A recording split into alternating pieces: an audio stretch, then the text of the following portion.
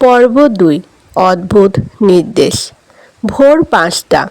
রাহাত অবাক হয়ে দেখল সে নিজেই উঠে গেছে। চিঠির কথা মনে পড়ে গেল। সে বাহিরে বের হলো। রাস্তার পাশে একটা বয়স্ক লোক বসে কাঁদছিল। চিঠিতে লেখা ছিল, ওই লোকটাকে সাহায্য করো। রাহাত একটু দ্বিধা করল। তার নিজের কাছেই তো টাকা নেই। তবুও সে 20 টাকা দিয়ে দিল। বৃদ্ধ লোকটা শুধু বলল, তুমি বুঝতে পারছো না? তুমি কি শুরু করেছো?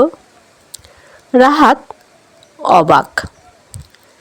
বাড়ি ফিরে সে দেখে আরেকটা নতুন চিঠি দরজার সামনে।